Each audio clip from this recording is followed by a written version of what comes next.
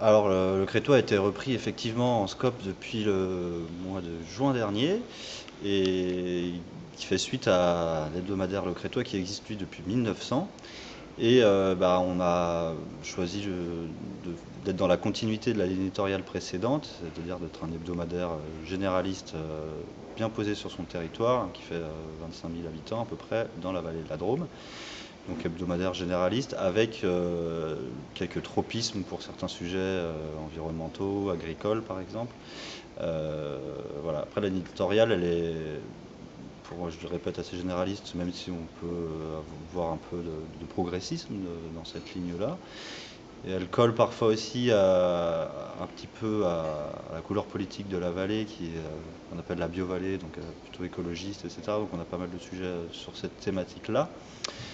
Et puis voilà, on essaye en tout cas de garder quelque chose d'assez large. On est lu par plein de profils de gens différents, et je pense que chacun y trouve de quoi grignoter dans le Crétois.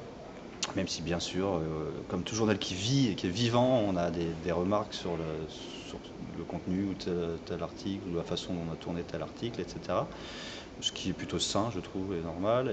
Mais voilà, on est toujours trop à gauche pour ceux qui sont à droite, ou trop à droite pour ceux qui sont vraiment trop à gauche. Donc c'est plutôt bon signe. Avec une particularité, je crois, c'est que vous avez choisi de ne pas faire de faits divers. Voilà, donc alors, c'est assumé, on ne fait pas de faits divers purs, comme peuvent le faire beaucoup de journaux de PQR ou de locaux. Ce qui n'empêche pas qu'on le fasse de temps en temps quand on estime en fait que ce fait divers dépasse sa simple case fait divers. Et qui devient un fait de société. Qui devient un fait de société ou politique ou plus large, qui a des répercussions sur la vie des habitants plus large qu'un simple fait divers. Alors, c'est la zone un peu floue et grise. En fait, il suffit qu'on se décide d'aller sur un sujet parce qu'on estime qu'il est assez important dans la vie de la vallée pour y aller, même si c'est un fait divers, mais c'est très rare. On n'est pas appelé par les pompiers pour les accidents ou pour ce genre de choses. Ultime question. Pour vous qui avez derrière vous plus d'une dizaine d'années de journalisme, qu'est-ce que cette expérience précédente, que vous avez notamment dans le sud de la France, a apporté justement à votre fonction, mission de rédacteur en chef du Crétois ? J'ai fait mes armes, moi, effectivement, principalement au Ravi, qui était un mensuel régional satirique basé à Marseille, qui a eu à peu près 15 ans d'existence, qui a disparu l'année dernière.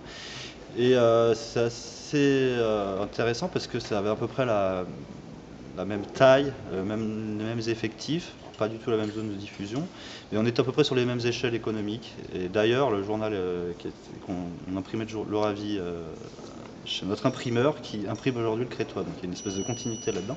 Et ça m'a appris, moi, j'ai vu aussi mes précédents rédacteurs en chef, comment ils travaillaient, comment ils éditaient le journaux, comment ils animaient une rédaction, comment ils faisaient vivre leur journal en laissant la place à tout le monde de façon un peu collégiale. Et bon, moi j'ai absorbé un petit peu tout ça et je l'ai mis en pratique au Crétois en essayant de faire un journal toujours un peu collégial. Je suis rédacteur en chef, mais c'est plus une fonction un peu honorifique.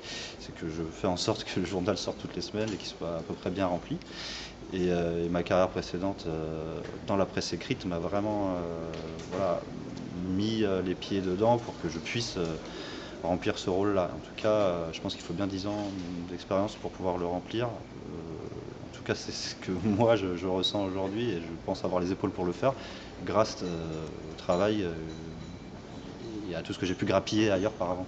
Pour vous, c'est un nouveau défi, un nouveau challenge ? Ouais, c'est un défi, c'est un challenge parce que bien sûr, c'est un journal qui a failli se casser la gueule, donc on veut le faire perdurer. Historiquement, c'est un pilier de la vallée de la Drôme, donc oui, c'est clairement un défi pour nous. Alors, on ne va pas se mettre une pression monstre. Si le titre disparaît parce qu'on n'y arrive pas, on aura essayé déjà. C'est quelque chose d'assez important pour nous. Après, voilà, on veut se donner les moyens pour le faire perdurer, le faire peut-être même grandir un petit peu, malgré toutes les crises successives que connaissent la presse et le secteur de la presse papier surtout.